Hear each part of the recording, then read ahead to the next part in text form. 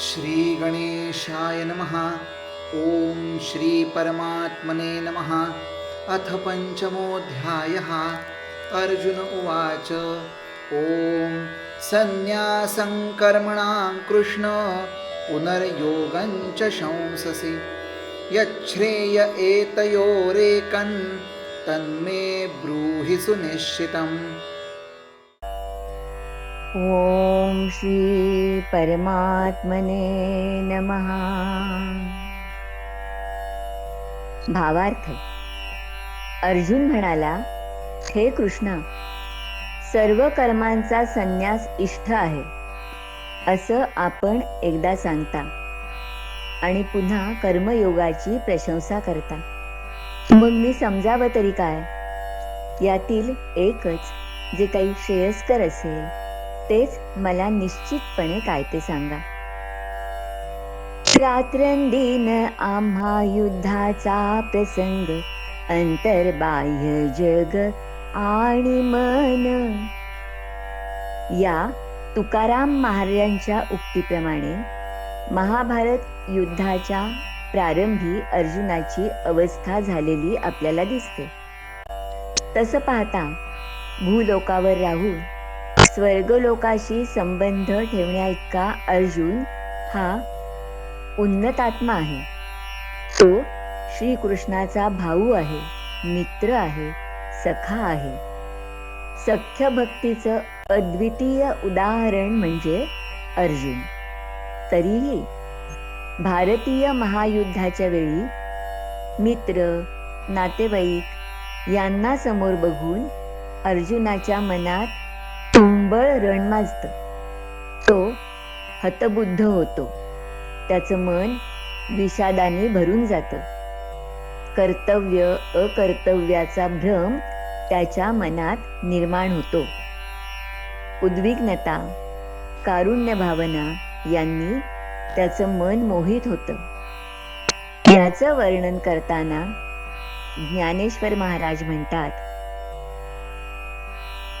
तेथ मनी गजबज जाहली आणि आपैसे कृपा आली, तेणे अपमाने निघाली वीरवृत्ती. अशा वेळी अर्जुन परमात्म शक्तीला म्हणजे भगवान श्रीकृष्णांना शरण जातो. अर्जुनाची उद्विग्नता, विषाद दूर करून त्याच्यातील खऱ्या सामर्थ्याची त्याला जाणीव करून देण्यासाठी, त्याला युद्धप्रवृत्त करण्यासाठी भगवंत अर्जुनाला उपदेश करतात. त्याला तत्वज्ञान सांगतात. हे सांगताना 3ऱ्या अध्यायात भगवंत म्हणतात, लोकेस्मिन् द्विविधा निष्ठा पुरा प्रोक्ता मया नघ, ज्ञानयोगेन सांख्यानां कर्मयोगेन योगिनां.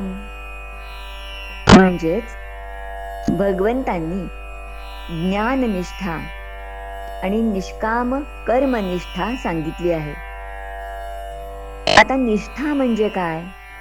तर निष्ठा म्हणजे श्रद्धापूर्वक स्वीकारलेली जीवनव्रताची दिशा. 2ऱ्या आणि 3ऱ्या अध्यायात ज्ञान आणि कर्म यांचं स्वरूप, त्यांचा परस्पर संबंध स्पष्ट करून सांगितला आहे. ज्ञान आणि कर्म ही आपल्या जीवनाची स्वाभाविक आणि परस्परावलंबी अशी अंग आहेत. आयुष्यात ज्ञान आणि कर्म या दोन्हींची आवश्यकता असते बरं. मनुष्याने ज्ञानपूर्वक कर्माचं आचरण केलं पाहिजे. कर्माला ज्ञानाचे डोळे हवेत. म्हणून ज्ञानेश्वर माऊली म्हणतात की कर्माचे डोळे ज्ञान ते निर्दोष होआवे. कर्माच्या मागे ज्ञानाची प्रेरणा आवश्यक आहे. या जगात आलेला प्रत्येक जीव कर्म करतच असतो, मग तो कोणत्याही योनीतील असो. पण मनुष्याला विचारशक्ती लाभली आहे, त्यामुळे मनुष्य योनीत जन्माला आल्यावर हातून घडणारं प्रत्येक कर्म हे जाणीवपूर्वक आणि ज्ञानपूर्वक घडावं असा प्रयत्न आपण केला पाहिजे. आपलं कर्म हे सत्कर्म असावं, प्रगतीला पोषक असावं. यासाठी मन, बुद्धी आणि इंद्रियांना वळण लावणं हे गरजेचं आहे.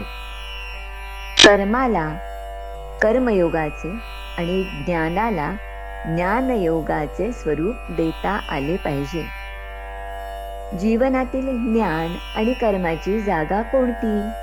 त्यांचे परस्परांशी असलेलं नातं काय हे समजलं पाहिजे. भगवंतांनी 2ऱ्या अध्यायात ज्ञानयोग आणि 3ऱ्या अध्यायात कर्मयोग सांगितला आहे. 4थ्या अध्यायात ज्ञानाचं महत्त्व सांगितलं आहे. 1ल्या अध्यायात काय करावं, काय करू नये असा भ्रम निर्माण झाल्याने अर्जुन युद्ध करण्याच्या कर्तव्यापासून विन्मुख होऊन शस्त्रत्याग करून बसतो. त्याला कर्मप्रवृत्त करण्यासाठी भगवंत ज्ञानाचं महत्त्व सांगतात. 4थ्या अध्यायात ज्ञानयज्ञ महत्त्वाचा आहे. ज्ञानाग्नीत सर्व कर्म दग्ध होतात. ज्ञानातच सर्व कर्मे समाप्त होतात. ज्ञानप्राप्तीने जीव परमशांतीला प्राप्त होतो. हे सगळं ऐकल्यावर मोक्षासाठी कर्मसन्यास आवश्यक आहे असं अर्जुनाला वाटतं.